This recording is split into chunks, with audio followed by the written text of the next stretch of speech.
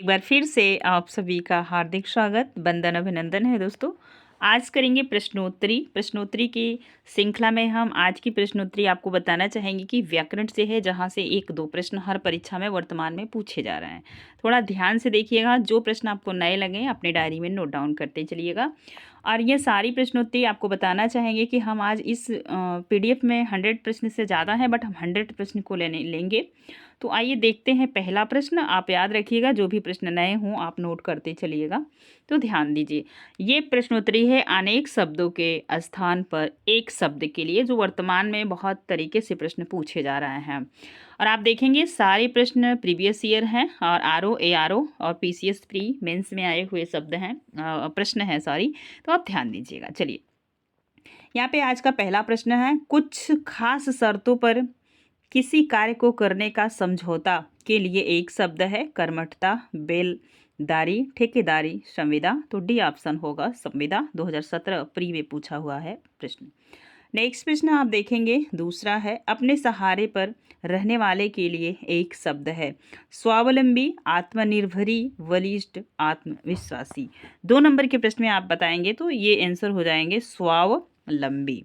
Next अगला प्रश्न है, अप्रमेय किस वाक्यांश के लिए एक शब्द है।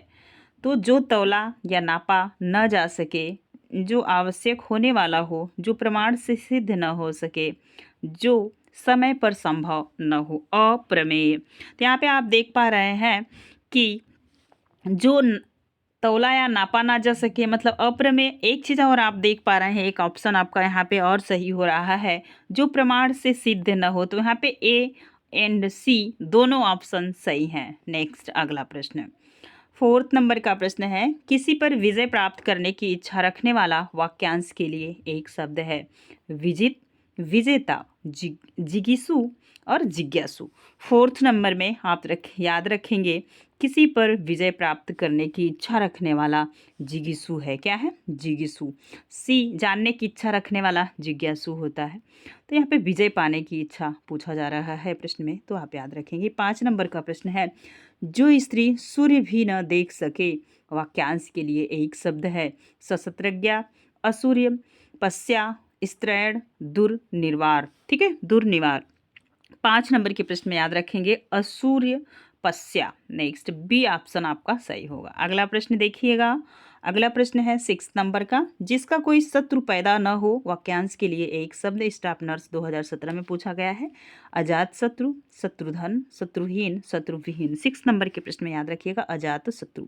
ए ऑप्शन आपका सही होगा।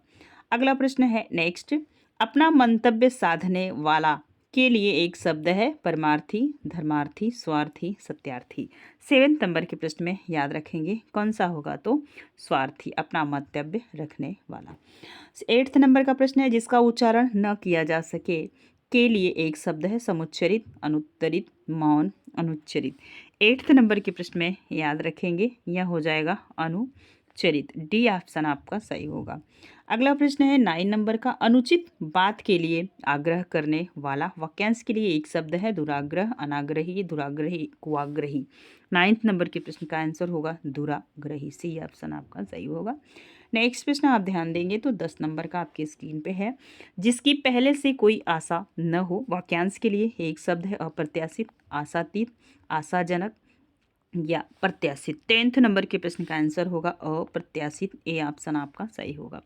नेक्स्ट प्रश्न देखिएगा, 11 नंबर का आपके स्क्रीन पे है, राज्य द्वारा निकाला गया आधिकारिक आदेश, वाक्यांश के लिए एक शब्द हो। अधिनियम, अध्यादेश, अधियाचना, अधिसूचना। ऐसे शब्द वर्तमान में बहुत सारे पूछे जा रहे हैं, तो याद रखिएगा यह हो जाएगा अध्यादेश। नेक्स्ट 12 नंबर का प्रश्न आपके स्क्रीन पे है, वह स्त्री जिसका पति परदेश या विदेश गया हो, वाक्यांश के लिए नवोढ़ा, प्रवर्त्य पतिका, पोषित पतिका, आगत पतिका। 12 नंबर के प्रश्न का आंसर होगा सी, पोषित पतिका।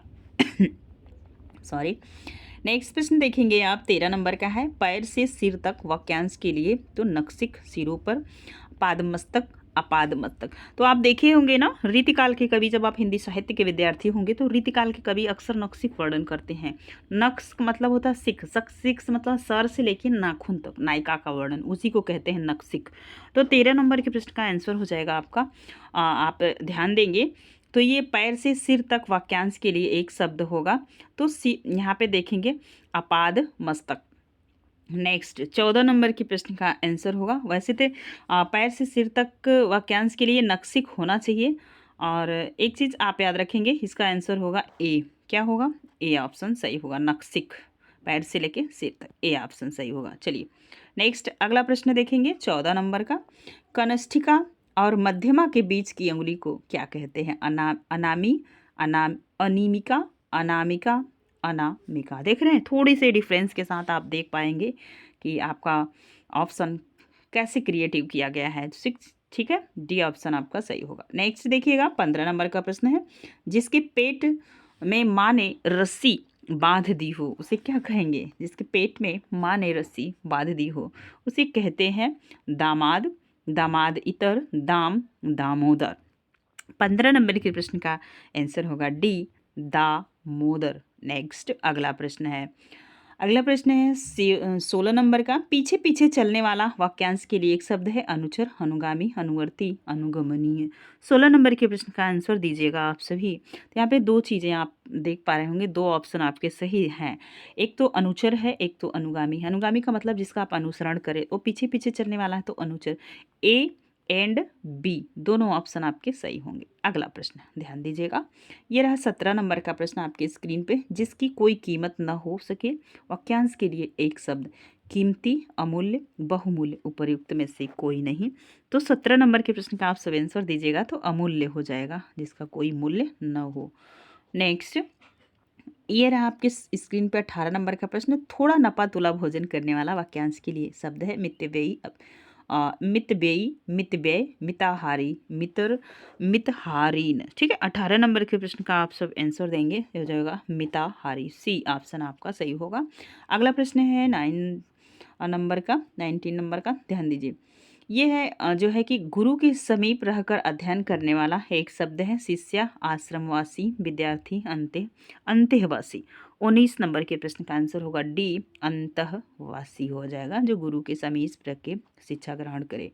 नेक्स्ट 20 नंबर का प्रश्न है, जिसके हृदय पर आघात हो सके, वाक्यांश के लिए शब्द होगा निर्माहित, मर्माहत, मर्माहुत, मर्माहुत। 20 नंबर के प्रश्न का आंसर दीजिएगा तो हो जाएगा मर्माहत, बी ऑप्शन आपका सही होगा।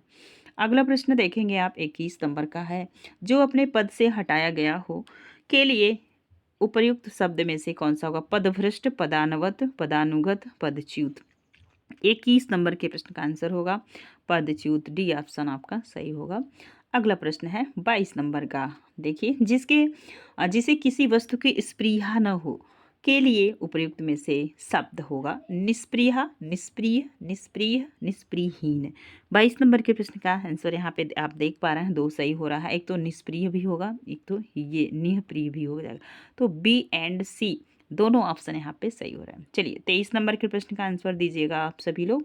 जिसकी पूर्व से आशा न हो, वाक्यांश के लिए क्या होगा? प्रत्याशित, अप्रत्याशित, प्रत्याशित, अप्रत्याशित। चलिए बताइएगा 23 नंबर के प्रश्न का क्या होगा?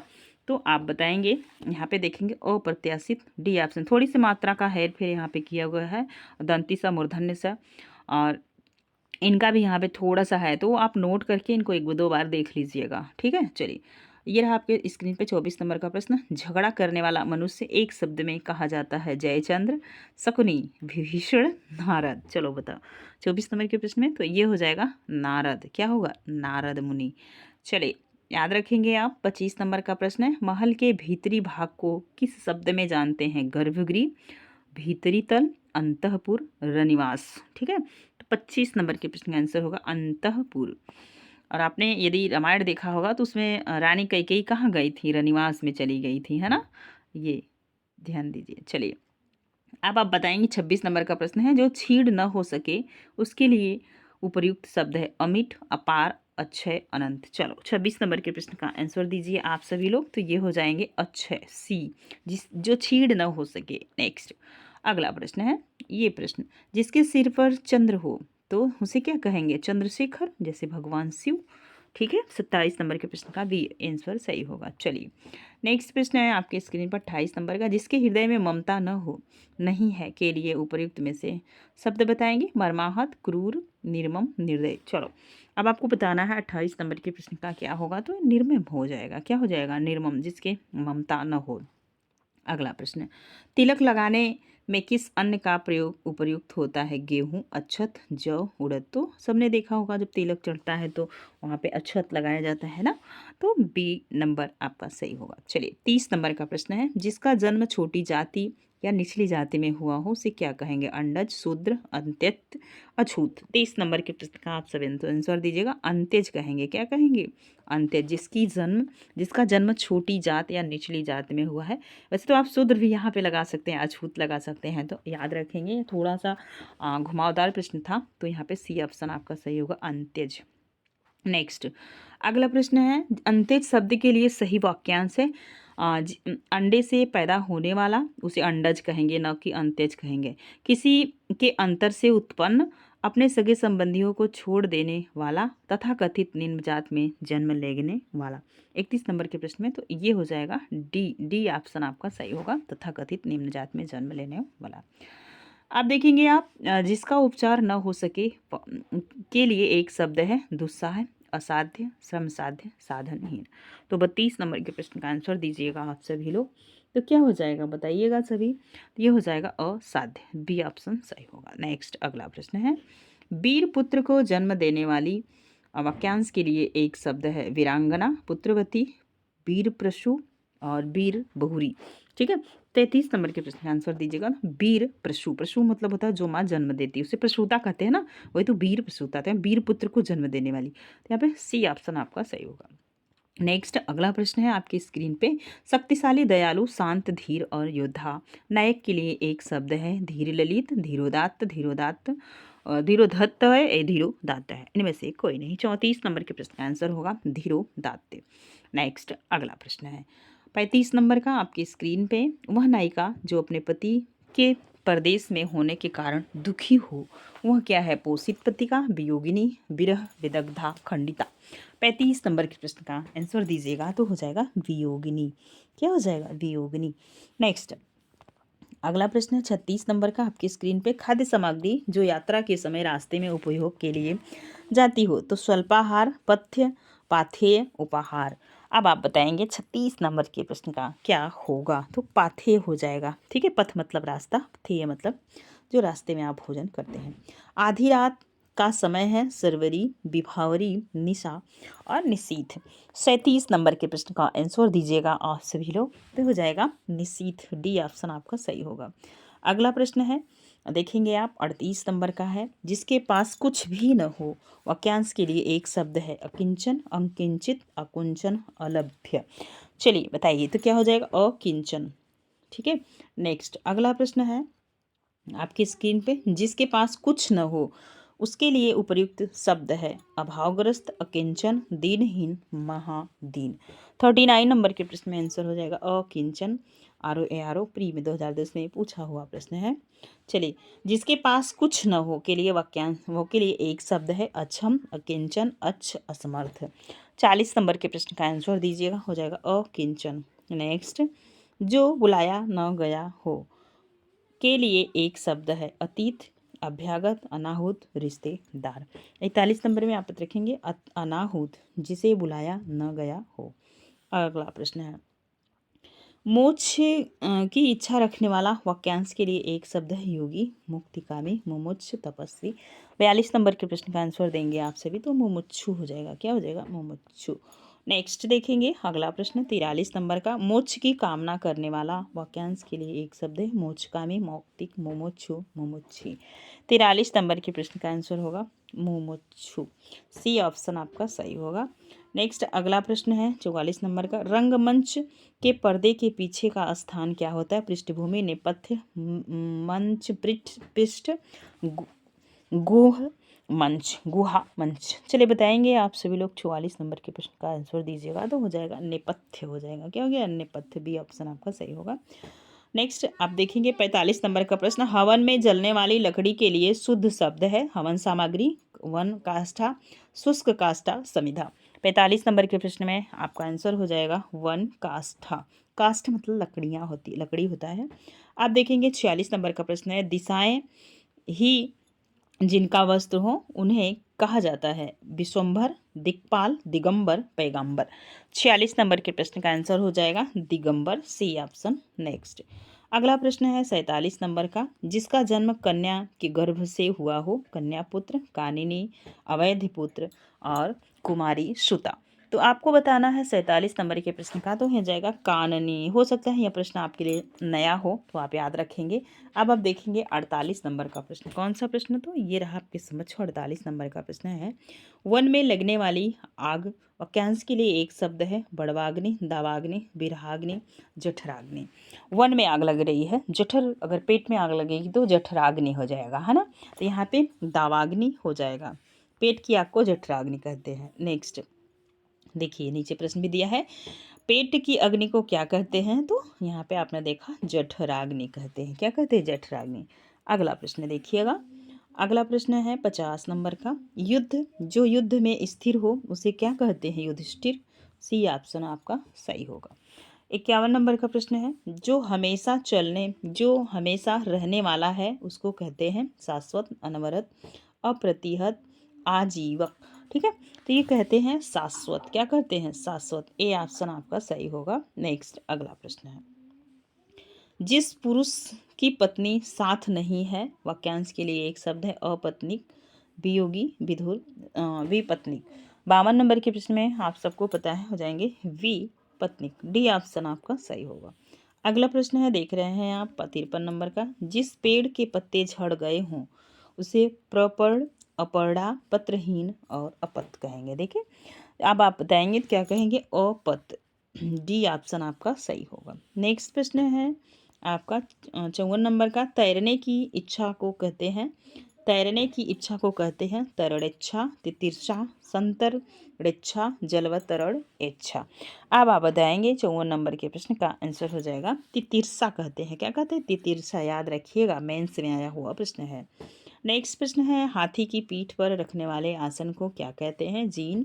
जीन रख कहा जाता है उसे जो घोड़े की पीठ पे रखा जाता है ना। अब आप देखेंगे हौदा कहा जाता है। क्या होगा था, हौदा। तो ये रहा 55 नंबर का प्रश्न जिसका ऑप्शन बी सही होगा। जीन भी आप जान गए क्या होता है। अब आप ध्यान दीजिएगा, जो प्रमाण से सिद्ध न हो सके उसे क्या कहेंगे, अप्रमाणित, अप्रमेय, अपरिमित, अनुप्रमाणित। ठीक है, 56 नंबर के प्रश्न का आंसर होगा बी, अप्रमेय। अगला प्रश्न है, जिसे जिसे प्रमाण द्वारा सिद्ध न किया जा सके उसके लिए सही शब्द है अप्रमाणित, अनुप्रमेय, अप्रमेय, अप्रमाणिक।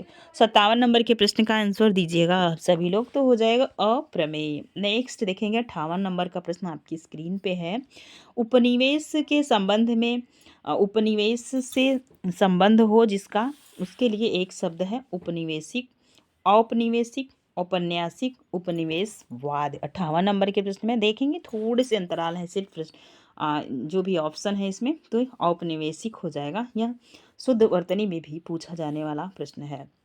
ये रहा आपका 59 नंबर का प्रश्न, इनमें से एक के लिए प्रयोज्य शब्द है। अब आप बताएंगे असूर्य पश्चा, असूर्य पश्चा। 59 नंबर के प्रश्न का आंसर आप सभी दीजिएगा। अब देखेंगे आप, वह स्थान जहाँ सूर्य दिखाई न दे, वह स्थान जहाँ सूर्य का प्रखर प्रकाश बड़ा कष्टदायी होता है, जिसको सूर्य भी न देख सके, रनिवास में कड़े पर्दे में रहने वाली स्त्री, उसे क्या कहेंगे, असूर्य पश्चा। ठीक है, रनिवास में। चलिए अब आप देखेंगे 60 नंबर का प्रश्न आपके स्क्रीन पे है। ये रहा 60 नंबर का प्रश्न, जो स्त्री सूर्य भी न देख सके वाक्यांश के लिए एक शब्द है असूर्य दर्शना, असूर्य दृष्टा, असूर्य पश्ची, असूर्य पश्चा। 60 नंबर के प्रश्न का आंसर होगा असूर्य पश्चा, डी ऑप्शन आपका सही होगा। अगला प्रश्न देखिएगा 61 नंबर का है, उत्तराधिकार में प्राप्त संपत्ति के लिए एक शब्द है रिक्स, धरोहर, वसीयत, संदाय। 61 नंबर के प्रश्न में आंसर हो जाएगा रिक्त। ठीक है, ए ऑप्शन आपका सही होगा। अगला प्रश्न है 62 नंबर का, किसी के पास रखी हुई दूसरे की वस्तु के लिए एक शब्द है वसीयत, धरोहर, संरक्षण, रिक्स। 62 नंबर के प्रश्न में आंसर हो जाएगा धरोहर। क्या हो जाएगा? यूपीपीसीएस मेंस का यह प्रश्न है।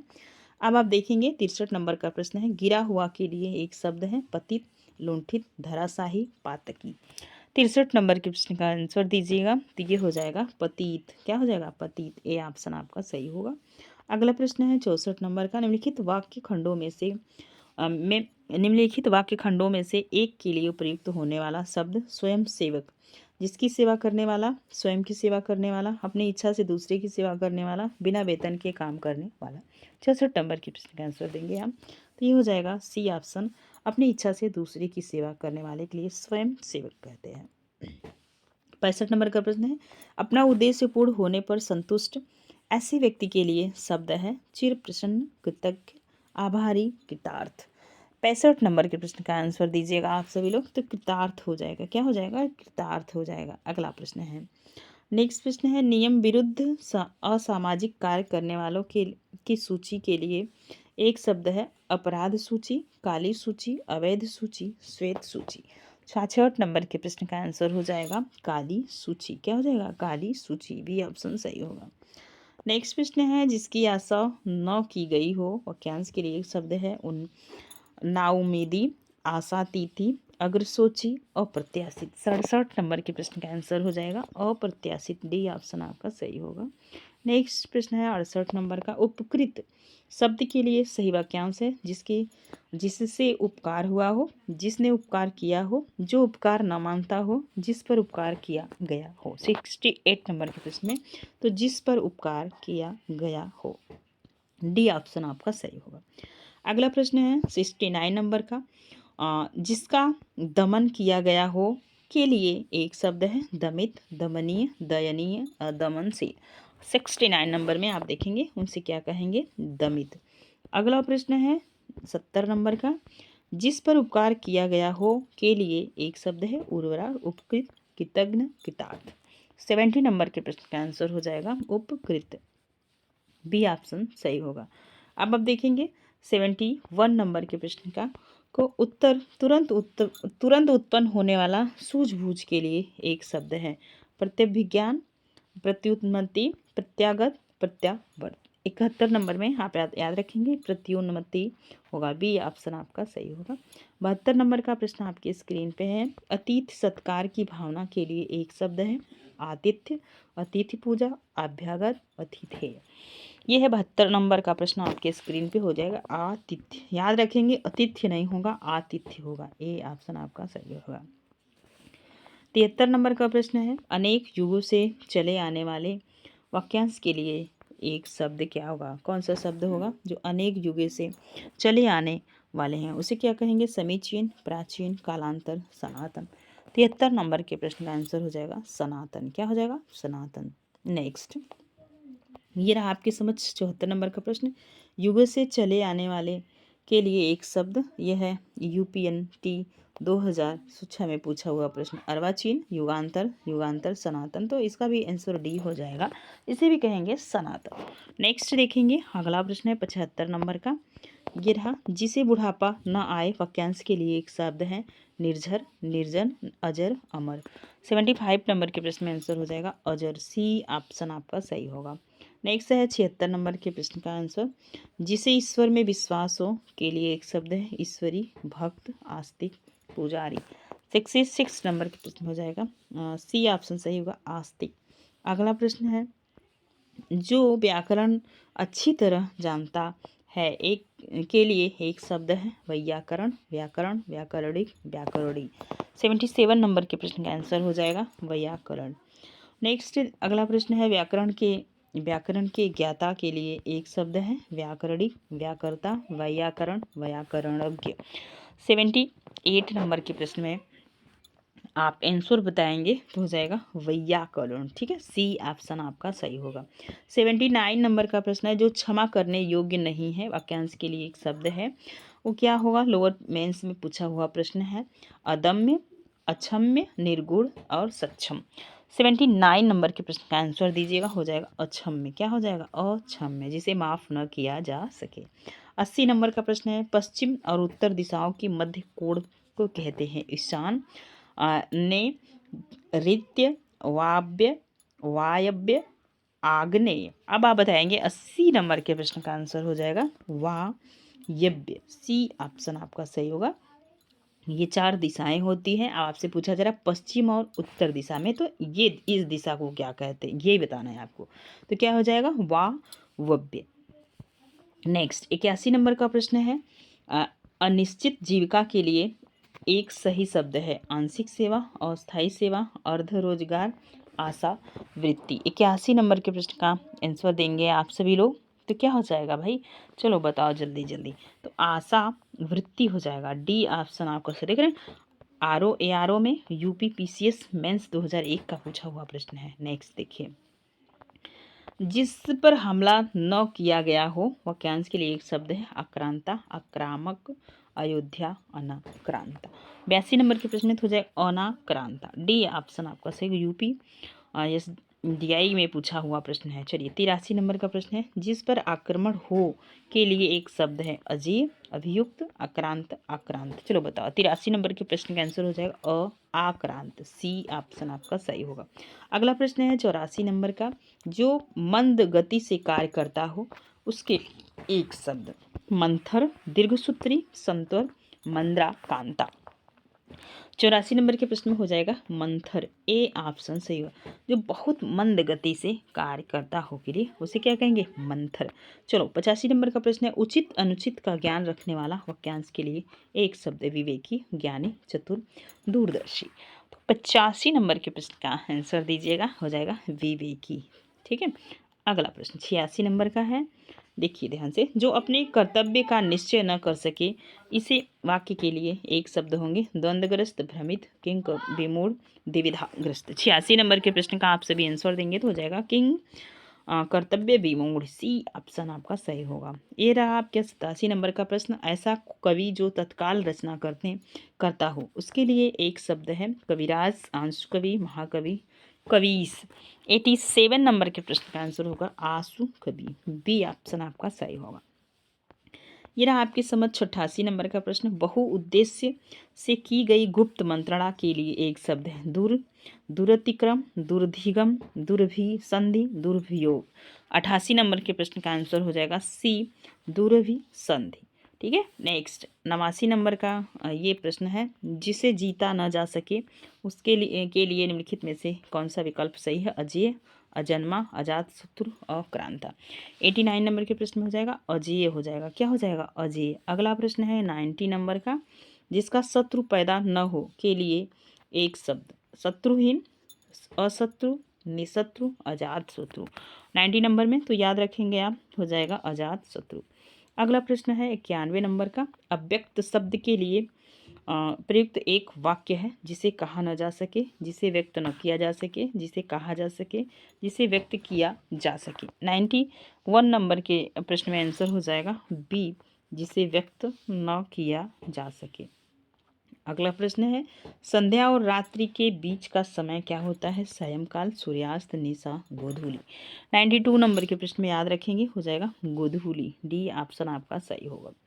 93 नंबर का प्रश्न है, जिसके हाथ में शूल हो शब्द के लिए एक सब समूह के लिए प्रयुक्त शब्द होगा।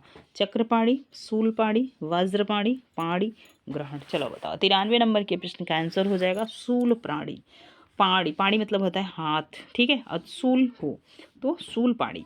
चलो बताओ 94 नंबर का प्रश्न है, जो सब कुछ जानता हो के लिए प्रयुक्त शब्द है। त्रिकालज्ञ, बहुज्ञ, ज्ञानी, सर्वज्ञ। तो क्या हो जाएगा, वह सर्वज्ञ हो जाएगा। ठीक है। 94 नंबर के प्रश्न में ऑप्शन आपका डी सही होगा।